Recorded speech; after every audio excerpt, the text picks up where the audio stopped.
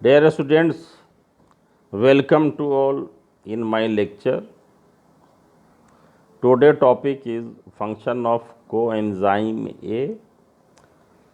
पिछले क्लास में भी हम लोगों ने ये कोएंजाइम ए के कुछ फंक्शन के बारे में डिस्कस किया था।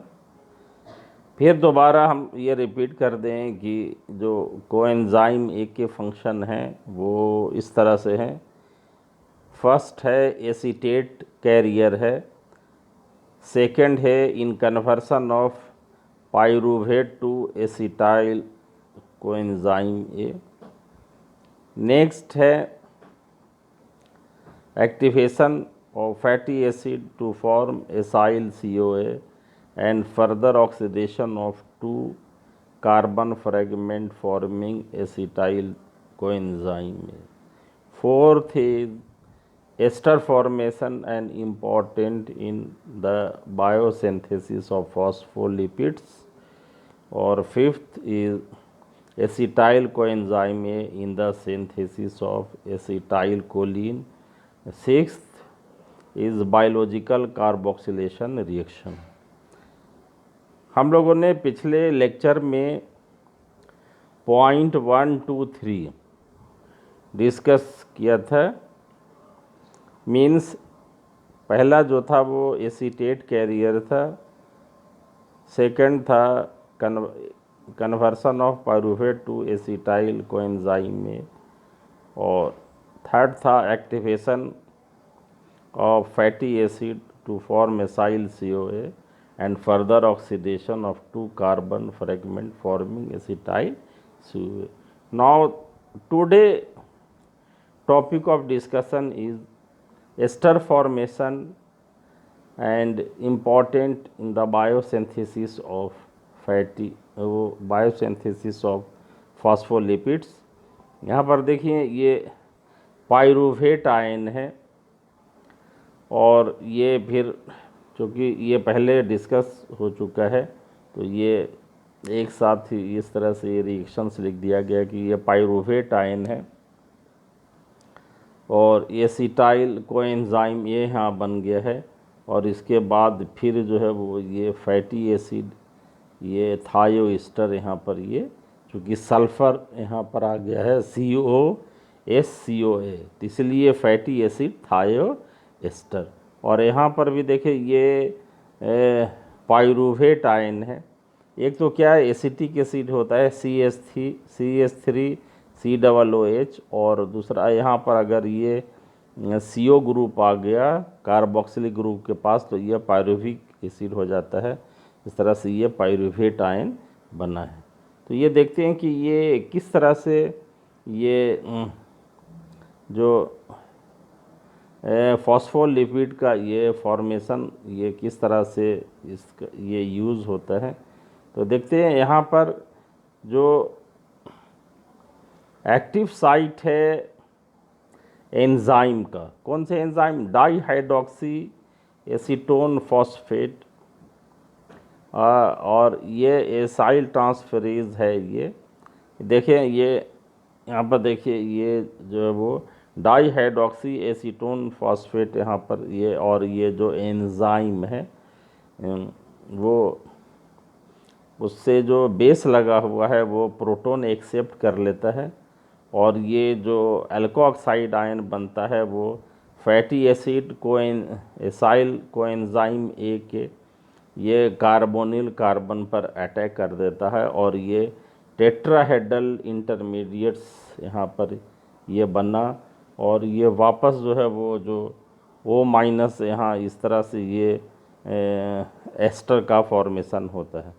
तो इस तरह से ये देखते हैं कि ये किस तरह से, और ये जो एस्टर फॉर्म हुआ है इससे हम लोग क्या हुआ ये ट्राई एस्टर ऑफ ग्लिसरॉल में जो है वो इसको कन्वर्ट कर देते हैं, जिससे ये फैट कहा जाता है। तो इस तरह से देखते हैं कि ये जो एस्टर फॉर्मेशन और इसका जो यूज़ है वो बायोसिंथेसिस ऑफ फॉस्फोलिपिड में वो किस तरह से इसका यूज़ किया जाता है। नेक्स्ट जो इसका एप्लीकेशन है वो है सिंथेसिस ऑफ एसिटाइल कोलिन से। तब देखिए ये एसिटाइल कोएंजाइम ए जो है वो used by the cell for the synthesis of carboxylic acid derivative. और ये क्या है कि देखिए एसिटाइल कोलिन उसमें एक है। तो देखिए यहाँ पर ये जो एसिटाइल कोएंजाइम में है ये कोलिन से रिएक्शन करके एसिटाइल कोलिन बना देता है। और ये जो एसिटाइल कोलिन है ये फिर इसका एंजाइम जो है एसिटाइल कोलिन स्टरेज इसे हाइड्रोलिसिस होकर के ये वापस जो है वो ये फ्री हो जाता है। और ये प्रोसेस जो है वो बायोलॉजिकल सिस्टम में ये चलता है। अगर क्या है कि और इसमें जो मेन जो एंजाइम का जो मेन पार्ट है ये CH2OH ग्रुप, अगर ये जो है वो ब्लॉक हो जाता है ये किसके द्वारा, ये देखिए यहाँ पर ये डाईआइसोप्रोपाइल फ्लोरोफॉस्फेट के द्वारा ये एंजाइम ये जो है ये अगर ब्लॉक हो गया CH2OH ग्रुप, तो ये जो है वो एसिटाइल कोलिन ये अपना फंक्शन करना बंद कर देते हैं। तो ये क्या है कि ये देखिए एसिटाइल कोलिन का जो मेन फंक्शन है ये ट्रांसमिट करता है नर्व इम्पल्स को across the synapses between nerve cell, therefore it is called neurotransmitter. इसे हम लोग क्या है ये न्यूरोट्रांसमीटर कहते हैं। और ये जब ये ट्रांसमिशन कंप्लीट हो जाता है तो ये वापस जो है वो क्या है कि ये हाइड्रोलाइज हो करके और ये फिर क्या है कि ये अपने एक्शन के लिए तैयार हो जाता है। और ये जो हाइड्रोलिटिक स्टेप इसमें जो होता है ये एंजाइम एसिटाइल कोलिन एस्ट्रेज द्वारा जो है ये परफॉर्म होता है। और इसमें ये जो मेन फंक्शन है CH2OH ग्रुप का है। और अभी हमने डिस्कस किया इसमें जो डाई आइसोप्रोपाइल फ्लोरोफॉस्फेट है ये इसको मिलिट्री नर्व गैस कहा जाता है। और ये क्या कर देता है ये जो एंजाइम एक्शन को इनहिबिट कर देता है, क्योंकि ये CH2OH ग्रुप को ब्लॉक कर देता है। तो ये फंक्शन इसका क्या है ये ख़त्म हो जाता है। तो ये देखिए इस तरह से ये हम लोगों ने देखा कि ये जो एसिटाइल कोलिन है इसका सिंथेसिस किस तरह से होता है। और एक स्टेप आगे बढ़ के हम लोगों ने देखा कि इसका ये एक्शन क्या है। तो ये एज ए ट्रांसमीटर जो है वो नर्व सेल का ये होता है। तो इस तरह से ये देखिए एसिटाइल कोलिन की इम्पोर्टेंस क्या है। तो और नेक्स्ट जो इसका ये कोएंजाइम का जो एप्लीकेशन है बायोलॉजिकल कार्बोक्सिलेशन रिएक्शन में इसका यूज़ है। और देखते हैं कि ये एसिटाइल कोएंजाइम है ये कार्बोनेट आयन यहाँ पर ये CO2 से हमें ये मिलता है। और ये ATP है एडिनोसिन ट्राइफॉस्फेट। और फिर ये क्या है कि ये मेलोनाइल को एंजाइम ये हमें मिल जाता है।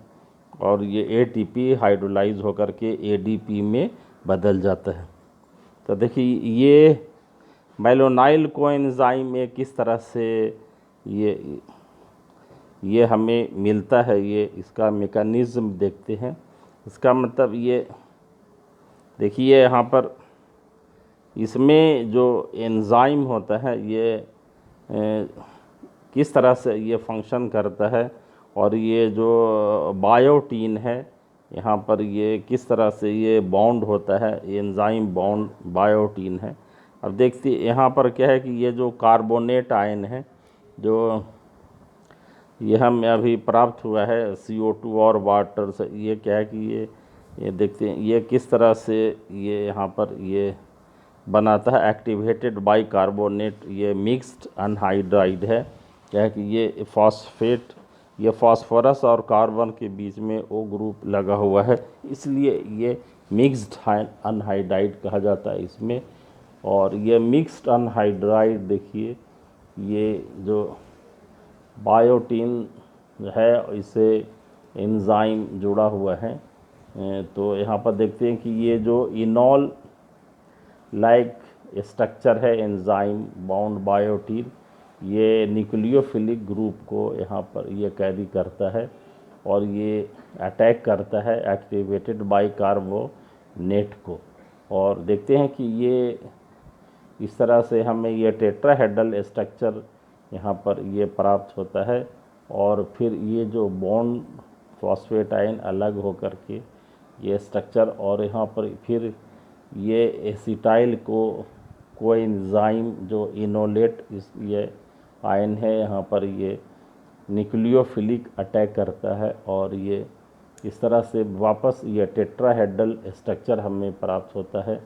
और ये जो कार्बोक्सिल ग्रुप है ये ट्रांसफ़र हो जाता है from carboxy biotin to acetyl coenzyme में, और फिर ये डिकम्पोज होकर के हमें मेलोनाइल जो है वो कोएंजाइम ए प्राप्त होता है। तो इस तरह से हम लोगों ने देखा कि ये जो इसका एप्लीकेशंस है कोएंजाइम ए का, ये किस तरह से ये यूज़ होता है, वो conversion of acetyl coenzyme A into malonyl coenzyme A में। तो ये दो इसके जो कोएंजाइम ए है इसके एप्लीकेशन यहाँ पर हम लोगों ने देखे हैं, ये किस तरह से ये फंक्शन है कोएंजाइम ए का ये हमें प्राप्त होता है। तो देखिए ये किस तरह से ये यहाँ पर ये यूज़ हुआ। तो ये हम लोगों ने यहाँ पर ये पहले लेक्चर में हम लोगों ने इसका जो कोएंजाइम का जो फंक्शन था वो एक तो देखा था एसीटेट कैरियर, दूसरा ये in conversion of pyruvate to acetyl coenzyme में, और थर्ड जो था एक्टिवेशन ऑफ फैटी एसिड्स जिसमें ये दो कार्बन एटम जो है वो फ्रैगमेंट हो जाते हैं और एसिटाइल COA बनता है। आज हम लोगों ने जो देखा कि ये एस्टर फॉर्मेशन होता है और इसका यूज़ जो है वो फॉस्फोलिपिड के बायोसिंथेसिस में किस तरह से होता है। और नेक्स्ट जो यूज़ था ये एसिटाइल कोलिन के सिंथेसिस में, और ये देखते हैं कि एसिटाइल कोलिन ये किस तरह से इम्पोर्टेंट है एज ये न्यूरोट्रांसमीटर ये वर्क करता है, और नहीं ये होता है तो कि ये नर्व डैमेज होने का जो है वो ख़तरा बना रहता है। तो how important it is acetyl choline. और नेक्स्ट जो है ये बायोलॉजिकल कार्बोक्सिलेशन, मतलब ये कार्बोक्सिल ग्रुप ये किस तरह से इंट्रोड्यूस होता है ये कोएंजाइम ए की मदद से। तो ये इस तरह से हम लोगों ने देखा इट इज़ नाउ कंप्लीट जो है ये फंक्शन ऑफ कोएंजाइम। तो ये आज के लेक्चर हम लोग यहीं पर ये समाप्त करते हैं। Thank you. 14 मिनट का